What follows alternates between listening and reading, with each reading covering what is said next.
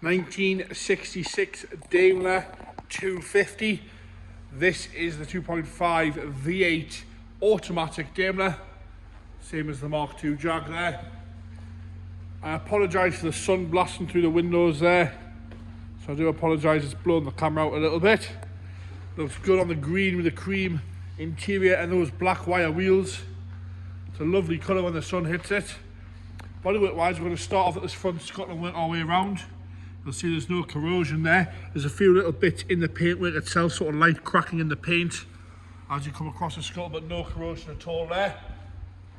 As you come around the driver's side again, all nice and straight around the windscreen, no corrosion around there. As you come across the roof, nice and straight and tidy across the roof. There's a few watermarks on it. If it was mine, I'd be giving it a quick machine polish or a hand polish. As you come down the bonnet again, lovely and straight. You can just see the watermarks there in the camera.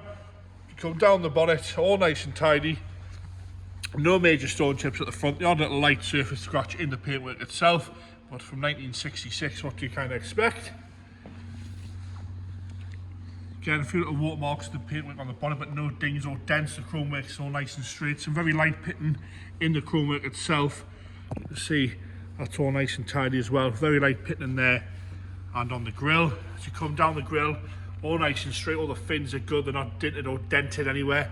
Headlight lenses are all lovely and clear. No cracks in those at all. Overriders on the bumper haven't been used to stop the car at any point.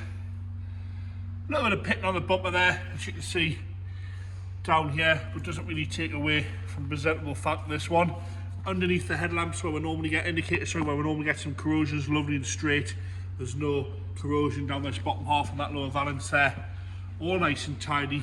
As we come around the right hand side wing, again, lovely and straight down both sides. This one looks great with the black wires. Again, some light little cracking in the paint itself, but you've got to be sort of touching it. Your nose has to be touching it to see it, and when you rub your hand over it, you can't feel it at all, if that makes any sense there. As we come around the arch again, lovely and tidy, no corrosion coming through there, nice and straight on that front right hand wheel arch. Across the lower section of the sill, again nice and tidy, up the driver's door, no big dings or dents on the door itself. All the chrome work, yes, it's lightly pitted, but it's nice and presentable. Perfect shop to show car, this one. Just come around those lovely rear window line there. See again the chrome work, some light pitting, but very, very presentable. Nice and usable, this one, a perfectly usable classic car, this. A few little marks here and there around the handle. As you come around those rear spats, again, all nice and straight, no corrosion on the spat itself. It fits nice and tight against the rear arch.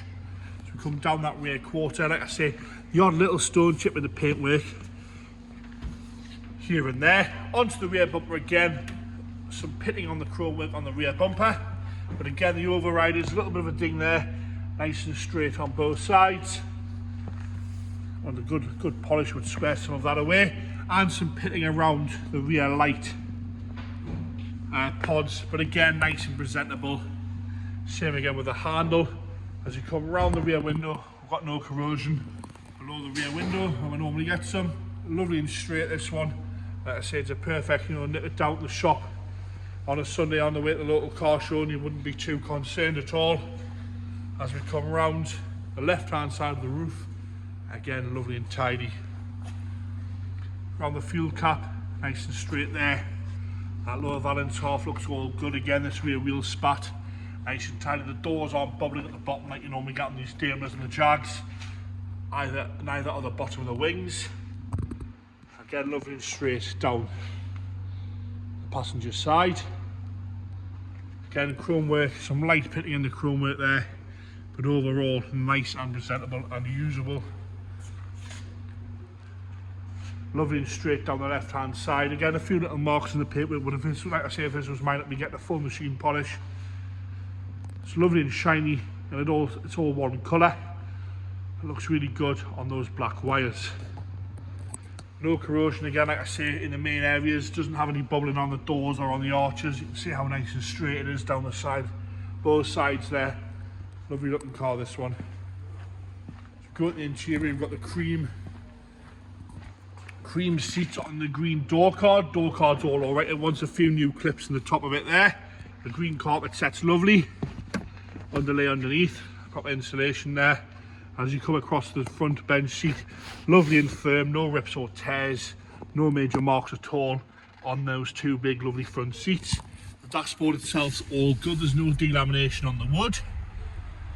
Centre console is lovely, normally you get some flaky paint and some cracked dials in there. We've got none of that on this one, all nice and easy to read. We are missing the lower cowling off there, but all nice and easy to read in there.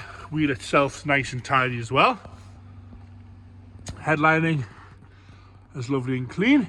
So we go into, I'll just open that door there, we go into the driver's rear door, if I can open it. James is going to pop that open from the other side for us, bear with us there for a second. So we can have a look at this. There we go. Into the driver's rear again, the door card's lovely and tidy, wood's good across the top, a little bit of stain on the wood on the top of the cap there. Rear seat again, nice and tidy across the rear bench, no rips or tears in that, and it's nice and firm, it's not going to crack when you sit on it. Springs are all there as well. Into the boot with the green carpet throughout here and the green trim. You can see even the rear wheel arches are all nice and tidy in there. Some spare parts here, some mirrors, ashtrays, some bits and pieces in the box there. As we come round onto the left hand rear again, door card's all good, not hanging off, the wood's nice across the top. Oh, there you'll notice that this side's got this extra finishing piece on, which hasn't on the left hand. Oh, it has, it's there, sorry, I'm lying. As we come around onto the rear left hand side, you'll notice that this just wants a screw putting back in the bottom of there. It's pinged off a little bit on the metal clips. Carpet set again, nice and clean and tidy. Into the passenger front again, door card's nice and straight, no rips or tears in that. Wood's a little bit faded on the top, but it's not as high finish as a Rolls Royce. It's sort of always a little bit matte on these. As you come on to passenger front bench again, nice and tidy in there, no rips or tears. Front seats want a little bit of a clean. Carpet set's lovely and green as well. We'll have another look at that headline in there. Onto the engine bay now. That 2.5 V8. Have a nice look in there. All fairly presentable in there. Not been messed around with. Toby's going to start it up here. Engine's lovely on this one. I found the choke there as well. Choke straight off.